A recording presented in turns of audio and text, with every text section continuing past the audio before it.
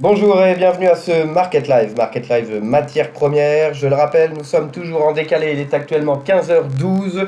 Le Market Live sera donc publié à 4h, 16h. Donc les marchés américains vont ouvrir d'ici une vingtaine de minutes. Ouvrir bien sûr en baisse actuellement. Les futurs donc sont en baisse de 3 à 4% jusqu'à 5% pour le Russell 2000, donc qui est plutôt les moyennes capitalisations aux États-Unis. Actuellement, donc, nous sommes à titre d'exemple 3,50 en baisse sur le Dow Jones. Les indices français et allemands sont également en forte baisse, 4,09 en baisse sur le CAC 40 et 4,04 sur le DAX, donc avec notamment en France plusieurs milliers, voire 8000 nouveaux cas qui sont donc recensés depuis les 24 dernières heures. C'était le rapport d'hier, attention à celui d'aujourd'hui, et toujours plus d'inquiétude du côté américain, comme nous l'attendions bien sûr, ce changement de discours du président américain qui précise que les 2 prochaines semaines pourraient être extrêmement difficiles, very painful selon ses propres mots, donc toujours un retour en arrière du président américain qui n'étonne plus personne, donc attention tout de même, cela pourrait empirer si lui-même, qui a généralement un discours positif, bien sûr, qui évite les mauvaises nouvelles, précise que les 2 prochaines semaines pourraient être très difficiles pour les Américains. Nous avons 26 000 cas, 26 000 nouveaux cas aux États-Unis hier, avant le message du président américain. Attention donc aux nouveaux cas. Nous pourrions atteindre d'ailleurs malheureusement le million de cas, non pas aux États-Unis mais au niveau global, dans moins de 2 jours. Aux États-Unis, nous sommes à près de 200 000 cas et cela devrait s'accélérer. Il est bien au-dessus de tous les autres pays et même est en train de, c'est un triste record, mais d'englober l'Espagne et l'Italie, c'est-à-dire le nombre de cas que nous avons en Espagne et en Italie parmi les pires pays, donc en tout cas les pays les plus touchés, pardon. Donc attention les États-Unis, surtout le mot du président Trump, alors que généralement, comme je le disais, plutôt tente en tout cas de rassurer avec une communication que nous connaissons très bien. Ici donc sur le Market Live, je le rappelle, Market Live, matière première, je vais y arriver. Nous commencerons quand même sur des indices avec cette volatilité actuelle, le DAX 30 et le S&P 500, et nous regarderons ensuite sur les matières premières, l'or, l'argent, le cuivre, le pétrole WTI, et nous passerons aux 3 paires de devises qui sont influencées par l'évolution des matières premières, en tout cas la USD et l'USD-CAD, et puis l'euro-dollar, bien sûr. Cette paire de devises qui est surveillée par de nombreux investisseurs. Voilà. Je le rappelle encore une fois, ce Market Live étant décalé, il est 15h15 et nous le mettrons en ligne à 16h. Voilà, donc nous allons continuer directement sur les graphiques, tout en parlant bien sûr de l'économie et surtout de ce qui intéresse les marchés aujourd'hui. Donc voilà, vous avez vu le sommaire, en tout cas je l'ai expliqué. Voilà ce que nous allons voir aujourd'hui, le DAX 30 et le S&P 500, ce qui nous permettra de parler un peu des événements que nous avons eus aujourd'hui et de nombreux événements tous les jours. Et par la suite, matière forex. Voilà donc pour ce sommaire, nous allons donc commencer tout de suite avec le DAX 30, donc toujours sur les indices qui sont en forte baisse, qui retournent en forte baisse.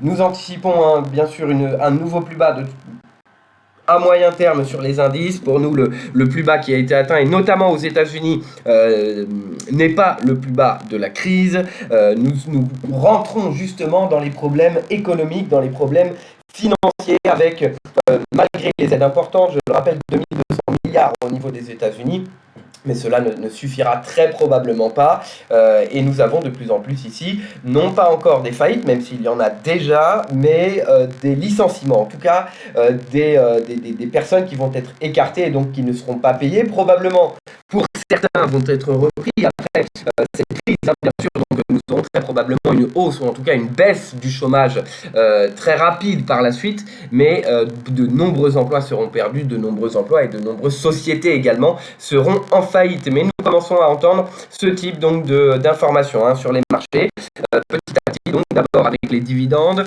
puis les prévisions qui sont enlevées, et également donc les licenciements. Je parle notamment de Macy's qui va sortir du S&P 500 d'ailleurs, parce que la capitalisation ne suffit plus pour intégrer le S&P 500, et d'autres justement du retail, en tout cas de la grande distribution hors alimentaire, même si l'alimentaire va également souffrir.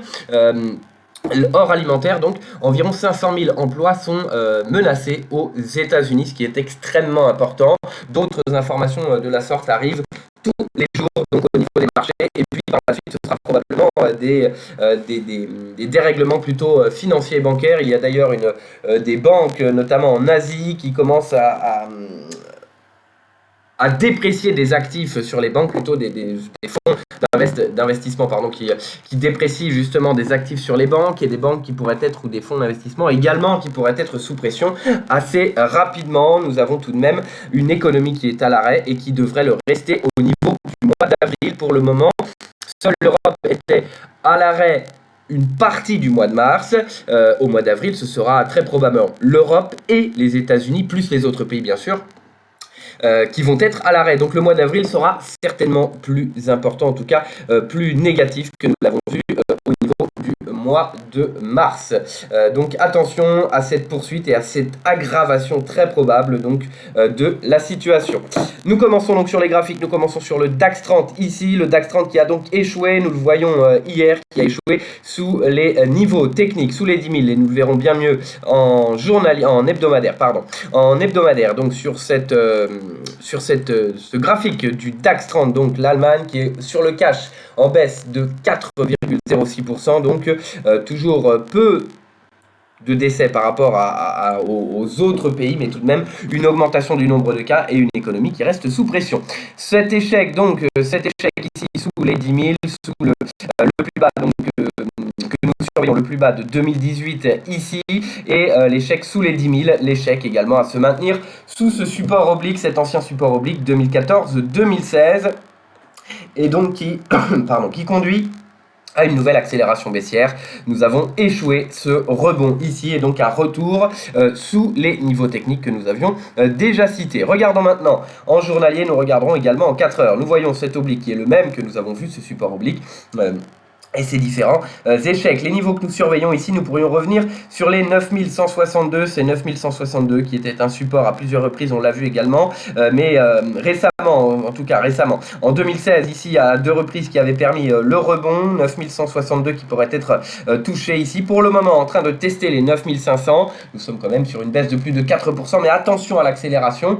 Nous allons le voir d'ailleurs sur le cours de l'or et l'argent qui pourrait inverser la tendance sur l'or et l'argent en fonction de l'accélération baissière. Mais sur l'indice DAX, retour sur les 9962, nous avons donc des niveaux à surveiller. Sur le 4 heures également, des niveaux ici, nous allons voir tout de suite ce niveau donc qui est testé, ce niveau de la moyenne mobile sans période qui pourrait être testé assez rapidement avec cet échec sous l'oblique donc depuis le 10 mars à 2 reprises, une 3e reprise que nous avons vu, une tentative au-delà des 10 000, et puis un retour baissier. La moyenne mobile sans période donc qui est visée ici, et l'extension de Fibonacci bien sûr qui est un peu plus lointaine, mais surtout nous voyons cette moyenne mobile sans période qui correspond également au plus bas de lundi dernier. Le franchissement donc de ce niveau, actuellement 9400 points, pourrait amener à une accélération baissière et à nous amener donc sur les 9136 que nous avons vu, 9162 pardon, mais à une accélération baissière plus importante. Notre objectif moyen terme toujours, nous allons le voir ici en hebdomadaire qui est tout de même assez écarté pour le moment, nous allons le voir. Ici donc ce niveau, cette moyenne mobile, donc cette moyenne mobile 200, ce seuil des 9136 points qui est l'objectif de revenir sur ce niveau. Nous avons tout de même un support ici sur les 8900 points, je viens de le dire auparavant, et ce range donc 8920 points sur les 9000, 8920 qui ont permis ici, on le voit, le rebond à plusieurs reprises. Voilà notre perspective donc sur le DAX. Nous allons maintenant passer à un second indice, sur le Dow Jones 30. Le Dow Jones 30 donc qui ouvre d'ici une dizaine de minutes aux États-Unis. Nous avons changé d'heure, donc bien sûr nous avons un décalage dans l'ouverture qui est maintenant revenu à 15h30. Les 20 745 toujours à surveiller bien sûr, c'est 20 745, les 38,2 de Fibonacci. Le franchissement pourrait nous amener sur les 20 000, mais surtout la moyenne mobile sans période qui est ici, donc que nous voyons sur ce graphique mensuel, attention, 19 450 points donc actuellement. Et nous pourrions voir donc un franchissement des 20 700 et venir sur la moyenne mobile sans période à court terme. Nous suivrons cela avec attention. C'est donc le mensuel. Nous allons regarder également le graphique hebdo, le graphique hebdomadaire, donc qui ne donne pas d'informations, au contraire bien sûr, qui est plutôt sur une tendance baissière, avec de la même façon l'échec, et nous en parlions durant les différentes market live, notre zone ici de résistance qui a pour le moment mis en échec. Retour, donc échec sous les 22 509 et retour sous le plus bas de décembre 2018, 21 500, 540 points, et donc en train de tester également notre ancienne résistance oblique. Donc nous sommes en hebdomadaire ici, cette résistance oblique qui est donc le plus haut, qui est important, le plus haut donc avant la crise des subprimes, et le plus haut ici que nous avions observé une seconde fois avant cette chute de 2015-2016 avec les risques sur les marchés, notamment en Chine, donc qui avait amené à une baisse. C'est donc une résistance oblique de 2009, 2008 en tout cas, et 2016 qui est importante et que nous suivons avec attention. En train de tester ce niveau, nous anticipons donc une accélération avec un retour sur les 20 745, 20 800, donc qui est le range ici. Notre range donc sur le S&P, c'est sur le Dow Jones. Nous devions voir le S&P 500, nous allons également le voir rapidement sur les niveaux. Pardon pour le lag, la connexion est un peu moins bonne. Et ici, voilà, en cas de franchissement, retour sur les 20 000. J'avais évoqué donc plutôt le S&P 500, nous allons le voir également sur ce même échec, donc avec la moyenne mobile 200 périodes qui a à nouveau servi de résistance et un retour immédiat sous notre résistance importante qui était un support, donc 2016 ici et 2018. Nous sommes sur le S&P 500, nous avons vu 2-3 indices maintenant. Nous allons passer aux matières premières par la suite. Retour donc échec sous ce support oblique et donc sanction, nous retournons sous les 2500. L'objectif suivant se situe ici en cas de franchissement donc des 38,2 de Fibonacci sur les 2400 points, donc sur l'indice Dow Jones, sur l'indice S&P 500. Voilà, nous voyons sous les 2500 cette même résistance. Attention à l'accélération ici, c'est notre support important, les 2300 points, les 2320 points que nous suivrons par la suite. Voilà donc sur cette partie donc indice. Nous allons prendre maintenant la partie matière première et nous commençons sur le cours de l'or. Nous verrons l'argent, le cuivre et le pétrole WTI. Ici le cours de l'or. Le cours de l'or qui est donc en train d'hésiter, qui n'est pas venu encore tester ce niveau que nous avions cité, c'est 1557 $, 1560. Nous allons passer dans un horizon de temps plus important ici en hebdomadaire. Donc nous voyons actuellement une baisse qui se réduit de façon extrêmement importante sur le cours de l'or. Nous étions en hausse, il me semble, de plus de 1% en début de journée. Voilà, nous sommes maintenant en territoire négatif. Nous avons un dollar américain bien sûr qui progresse, plus 0,70, c'est ce que nous anticipions également, plutôt un retour haussier sur le dollar américain et une baisse en cas de chute importante des indices. Nous sommes à près de 4% maintenant sur les indices américains à quelques minutes de l'ouverture. Et donc les matières premières qui pourraient rebaisser une nouvelle fois, la recherche de la liquidité, le cours de l'argent et de l'or, mais qui pourrait amener justement une opportunité parce que selon nous, la perspective sur ces deux actifs, sur le long terme bien sûr, est fortement haussière. Nous en avons parlé à plusieurs reprises, après la hausse donc sur la hausse après la crise de 2009, même si, attention, la perspective n'est pas la même, nous ne sommes pas dans les mêmes conditions bien sûr, ces injections de liquidité, mais pourrait amener quelque chose qui a disparu à moyen terme, qui pourrait revenir à moyen terme, c'est l'inflation à moyen terme. Pour le moment, c'est quelque chose qui a plutôt disparu et qui est en train de réduire encore plus, qui amène d'autres risques comme la déflation. Ici donc, pour revenir sur le cours de l'or, les niveaux techniques, nous avons donc dépassé ces niveaux. Nous parlions ici du plus haut du 6 janvier, retour sous les 1587, et nous suivrons maintenant le plus haut du 2 septembre, ici donc sur le plus haut c'est les 1557 qui est également donc la résistance que nous avons vue sur un autre horizon de temps sur le journalier, nous y reviendrons en hebdomadaire l'objectif sur les 1532 points. Si nous avons encore des chutes de plus de 5%, 8%, nous pourrions voir une accélération baissière qui pourrait nous permettre de revenir tester ce range, en tout cas les 1500 $, voire les 1450, qui paraît être pour le moment être une résistance importante, un support important, et qui pourrait être le point d'entrée idéal. Voilà donc sur le cours de l'or, pardon encore pour les lags, nous sommes, je le rappelle, en différé, les 15h27 maintenant, pour terminer, donc je le disais, sur le graphique en journalier, il y a différents supports ici, c'est 1472 qui à plusieurs reprises ici on le voit ont permis le support, donc à court terme, en tout cas en journalier.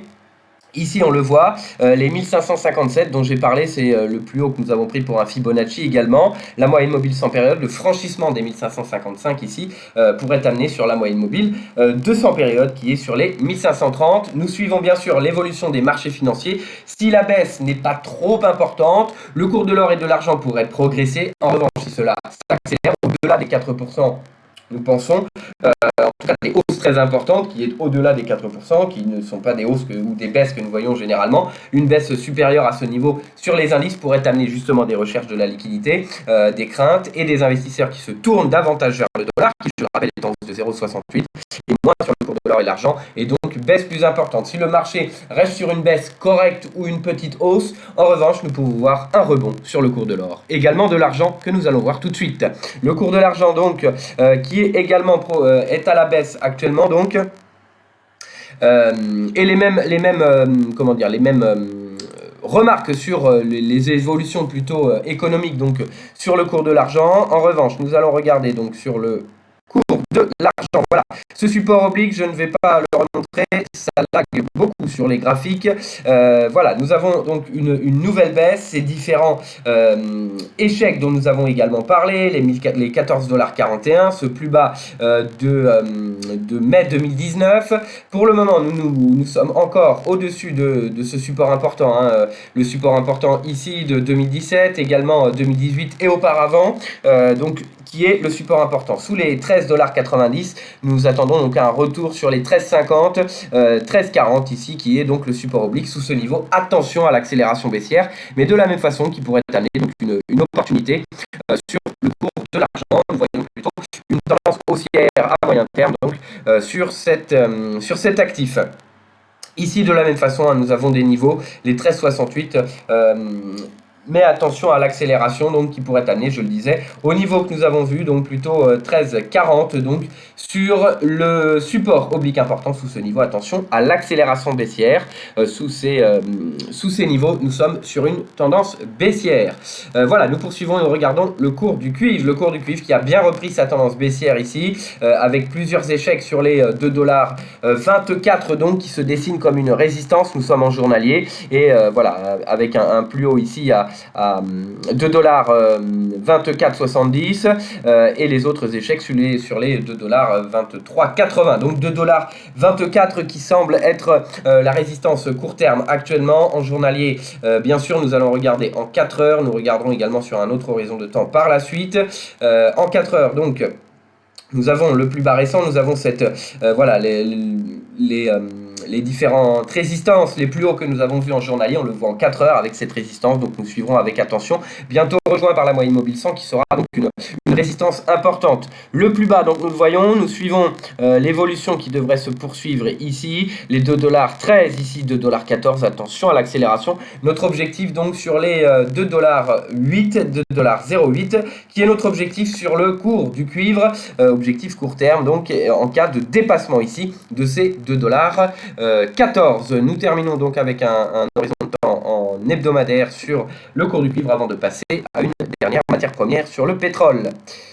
Voilà, nous regardons donc, voilà, nous voyons ici en hebdomadaire, toujours pas de niveau à suivre, bien sûr, au-delà de ces différents niveaux que nous avons vus à court terme, mais nous pourrions revenir sur les 2 $, voire sur le plus bas ici, sur les 1,94 $, qui est un plus bas donc depuis un certain temps, qui est le plus bas donc depuis février 2016. Il y a d'ailleurs une erreur sur le Fibonacci, je ne vais pas le modifier tout de suite, mais le plus bas, donc le Fibonacci a été déplacé, le plus bas sur les 1,93 $, 1,94 $, voilà notre perspective positif donc sur le moyen terme.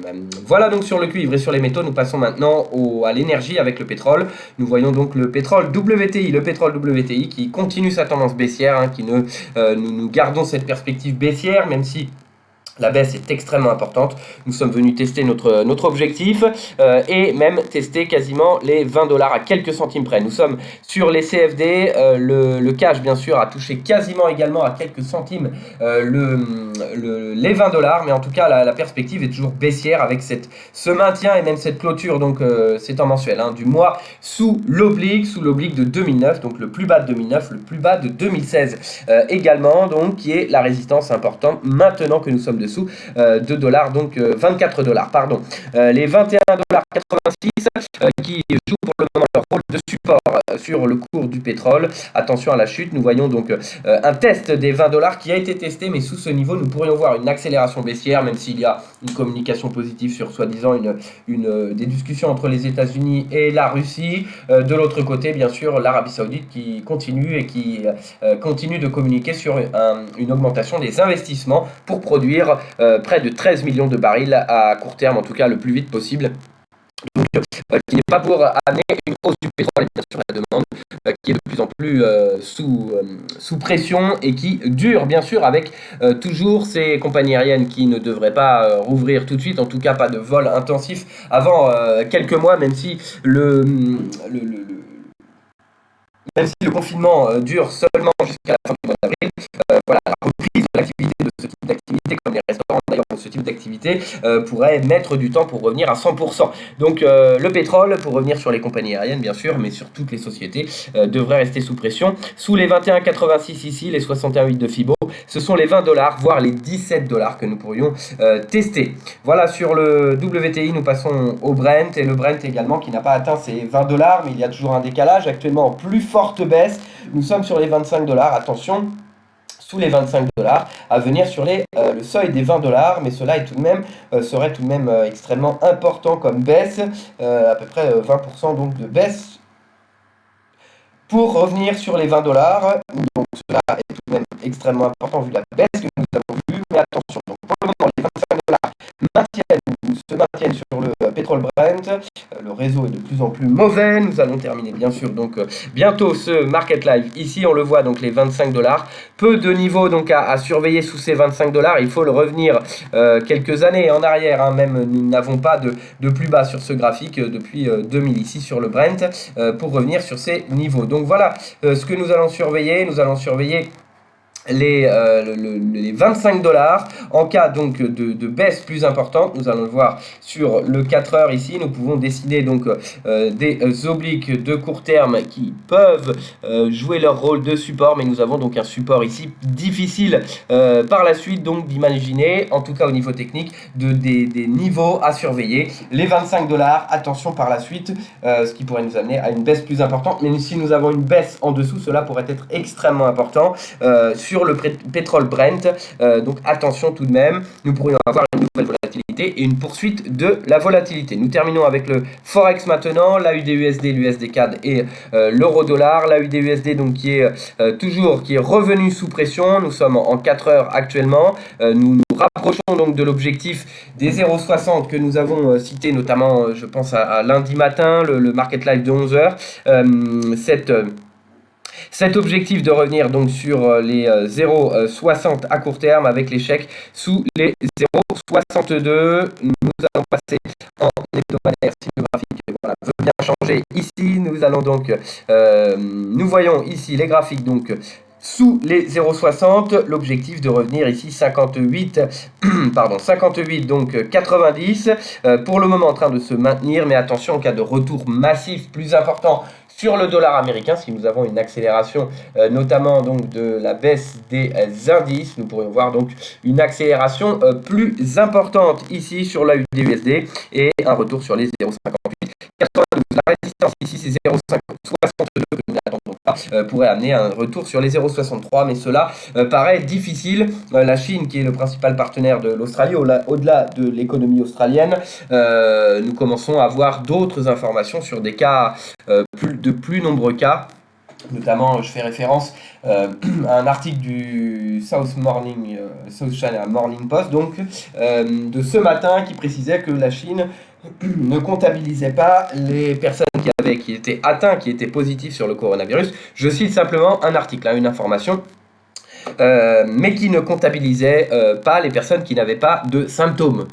Donc les personnes qui étaient positives mais sans symptômes n'étaient pas comptabilisées dans les nouveaux cas en Chine. Voilà, c'est simplement donc une information de SCMP, si vous voulez vérifier ce matin. Donc cela pourrait amener d'autant plus de risques sur la Chine, même si bon, il y a tout de même apparemment un recul de l'épidémie et aussi une reprise du travail, même si les personnes qui vivent à Hong Kong, certaines que je connais, ne voient pas forcément de reprise, ou au contraire, même si Hong Kong, mais a priori, on ne sait pas trop si c'est la Chine. En tout cas, voilà ce que nous avons pu voir sur, ou en tout cas comme information vérifiée ou non, mais que je vous cite, qui pourrait également mettre une nouvelle fois sous pression s'il n'y a pas de retour à l'activité au niveau de la Chine, comme cela est précisé, cela pourrait mettre encore plus à mal la USD. Notre perspective reste baissière, donc 0,60, 0,58, 90. Nous passons à l'USD CAD, nous terminons sur l'euro-dollar. L'USD CAD qui a atteint nos différents objectifs, d'abord à 1,40 à la baisse, et puis retour sur l'oblique. Actuellement un petit retour baissier, nous étions au-delà de l'oblique il y a encore quelques minutes. Mais nous voyons donc ici donc les 1,4155 qui ont été atteints après le rebond sur les 1,40 et une tentative de retour au-delà donc de cette résistance majeure, donc cette résistance historique sur l'USD4 donc que nous avons vu. Voilà, désolé pour le lag. Ici donc en 2002, février 2002 et également ici en janvier 2016 donc, que nous suivons avec attention. Un retour et une clôture au-delà pourrait conduire à une nouvelle accélération. Ce que nous suivons, au contraire, 1,4155, nous pourrions voir donc un retour baissier. Il faudrait une hausse du pétrole importante, bien sûr, ou il faudrait une baisse du dollar, mais qui est actuellement à plus 0,70 donc sur l'USD CAD. Rapidement, nous pouvons regarder également en 4 heures avec cette moyenne mobile 100 période qui est toujours testée donc une nouvelle fois, les 1,4155 et la moyenne mobile 100 période qui peuvent jouer leur rôle de rebond important et qui pourrait permettre une nouvelle accélération donc sur l'USD CAD. Voilà, on le voit en mensuel, plus de niveaux en cas de franchissement une nouvelle fois ici 1,4375, mais c'est les 1,4720 que nous suivons, 1,4720 oui que nous suivons, qui pourrait amener par la suite un retour sur les 1,55, 1,50. Nous suivons avec attention le dollar américain. Pour terminer donc, voilà l'euro-dollar qui continue sa baisse bien sûr avec une nouvelle accélération du dollar américain. Nous sommes venus tester et même dépasser l'objectif, le premier objectif sur les 1,0990 qui a été dépassé aujourd'hui avec cette nouvelle accélération, et nous sommes maintenant de nouveau sur un autre objectif qui n'est pas forcément cet oblique, c'est un oblique tout de même à surveiller avec support oblique donc en novembre et décembre, mais c'est 1,0926 donc qui est un range très serré, mais un range de support qui permet pour le moment de se maintenir. Un franchissement et nous attendons donc le retour sur les 1,0865 donc sur l'euro dollar. La tension sur l'euro dollar pourrait se poursuivre. Le dollar américain reste élevé, on le voit à 1,0926, donc c'est ces différents supports qui a permis le support à d'autres reprises dans le passé. Le retour, la baisse, on le voit, les 38,2 de Fibo sur un Fibo plus long terme ici, 1,0873 que nous avons vu en journalier, 1,0865. Le maintien, c'est les 1,0990 qu'il faut dépasser pour tenter de reprendre une tendance haussière, mais attention, la perspective est plutôt baissière. Voilà donc pour ce Market Live un peu en décalé et un peu lagué donc sur les graphiques. J'espère tout de même que vous avez reçu assez d'informations sur les graphiques, sur l'économie. Demain on se retrouve donc à 11h pour le Market Live à 11h qui sera également déféré. Je rappelle, il est 15h40 actuellement, il sera mis en ligne celui-ci à 16h. On se retrouve demain à 11h, on se retrouve demain également à 16h. Pour les actions, nous avons de plus en plus d'informations sur les actions et de plus en plus d'informations négatives. Donc les Market Live, merci de nous suivre toujours malgré ce confinement. Et également, n'hésitez pas donc à nous lire donc sur IG, sur le site IG, rubrique actualité et dans les médias au niveau donc des journaux. Merci et très bonne journée à tous.